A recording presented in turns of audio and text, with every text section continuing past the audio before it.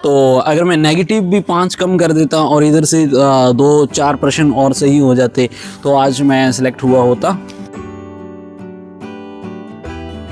Hello दोस्तों, हमारे read 50 day challenge के आज के ब्लॉग में आपका स्वागत है। आई होप कि आप बहुत अच्छे हैं और अपनी पढ़ाई अच्छे तरीके से कर रहे हैं।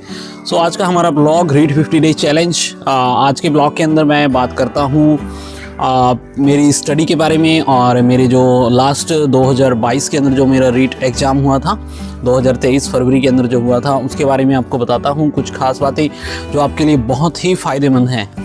सो अगर आप हमारे चैनल के ऊपर नए हैं तो चैनल को सब्सक्राइब कर लेना और वीडियो को अंत तक ज़रूर देखना और इसके साथ साथ वीडियो को लाइक भी कर देना।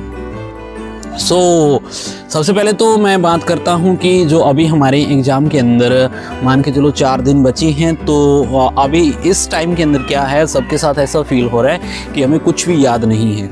ठीक है, कुछ लोग इसको मतलब ऐसे टेंशन के तौर पे ले रहे हैं कि पता नहीं मेरे साथ ही ऐसा हो रहा है, पता नहीं कि मुझे तो अब कुछ भी याद नहीं है, एग्ज़ाम के अंदर पता नहीं क्या होगा। तो मैं आपको एक बात क्लियर कर दूं कि ये सबके साथ होता है और अगर आपके साथ ऐसा होता है तो मान के चलो कि आपने स्टडी की है और आप स्टडी के लिए आप सीरियस थे, आप इस एग्ज़ाम के लिए भी सीरियस हो, इसी वजह से आपके दिमाग के अंदर ये ख्याल आ रही हैं। आप एक बात सोचो कि अभी आपको लग रहा है कि मुझे कुछ भी याद नहीं है, लेकिन जब आप क्वेश्चन करते हो, MCQs करते हो, PYQ करते हो तो वही क्वेश्चन आप सही कर लेते हो। जब आपको याद नहीं तो आप फिर वो सही कैसे कर लेते हो, ये भी सोचने वाली बात है ना। डीमोटिवेट होने की बात नहीं है इसके अंदर, ये सबके साथ होता है, ऐसा होता है और इसी टाइम पे होगा। आज से 1 महीना पहले नहीं होना था और आज से 1 महीने बाद भी नहीं होगा। ठीक है, एग्ज़ाम के टाइम पे होता है और ये इसीलिए होता है कि आपने पढ़ाई की है, अपनी स्टडी की है, आप अपने एग्ज़ाम के लिए सीरियस हो। तो ये तो बात हुई कि हमारे एग्ज़ाम से रिलेटेड। अब मैं बात करता हूँ मेरा जो लास्ट जो रीट मेंस एग्ज़ाम दिया था उसके बारे में आपको बताता हूँ। लास्ट रीट मेंस का जो एग्ज़ाम था काफ़ी अच्छा था, ऐसे नहीं बोल सकते थे कि काफ़ी हार्ड था और काफ़ी इजी भी नहीं था, मॉडरेट था। और मुझे यानी कि ऐसे लगा था कि काफ़ी इजी है, लेकिन मैंने इजी वे के अंदर लेते हुए काफ़ी नेगेटिव क्वेश्चन कर दिए थे। उसी वजह से शायद मैं सिलेक्शन की दौड़ से बाहर हो गया था, 2 गुना के अंदर सेलेक्ट हो पाया था। तो अब मैं कल वो एग्ज़ाम देख रहा था, मैंने अभी जो MCQs पढ़ना स्टार्ट करना है तो मैंने सोचा चलो देखते हैं भी किस टाइप के क्वेश्चन उसके अंदर पूछे गए थे। तो मैंने पूरा पेपर देखा, पूरे पेपर के अंदर मैंने 3 प्रश्न ऐसे देखे, मतलब जो बिल्कुल ही कॉमन सेंस के क्वेश्चन थे, बहुत ही इजी क्वेश्चन थे और मैंने वो क्वेश्चन भी नहीं किए उस टाइम।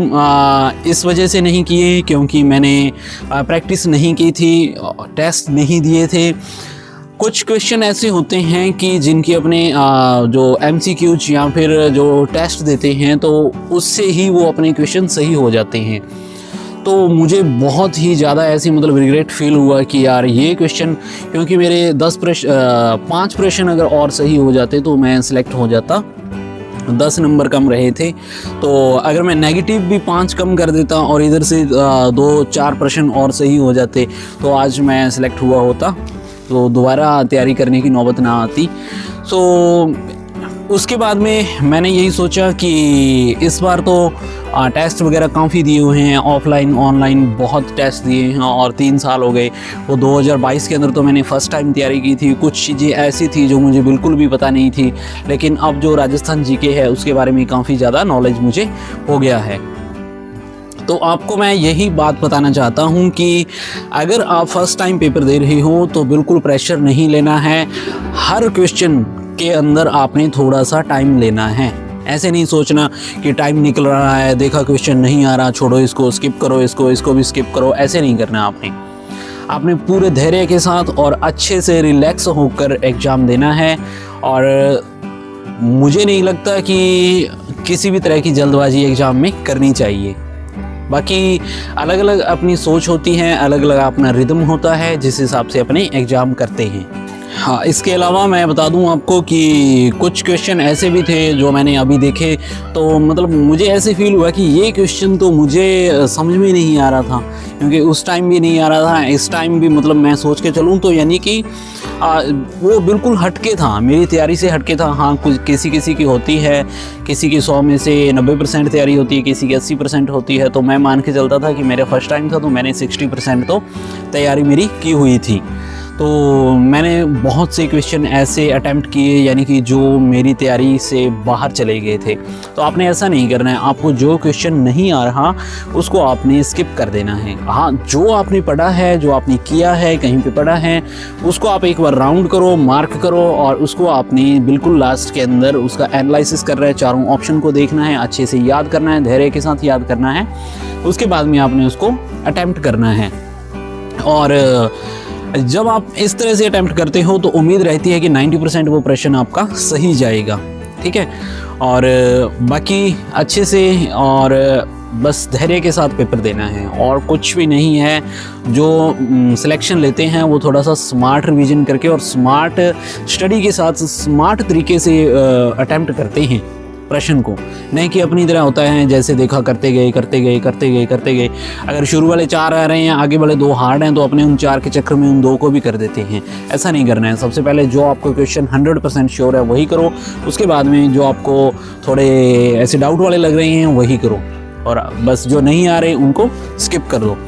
और बस मैं तो यही कहना चाहूँगा, मोटिवेट रहो, पढ़ते रहो, और ये जो कुछ याद नहीं है, कुछ समझ नहीं आ रहा, प्रेशर हो रहा है, ये सबके साथ हो रहा है, इसको इग्नोर करो और बस अच्छे से मस्त रहो।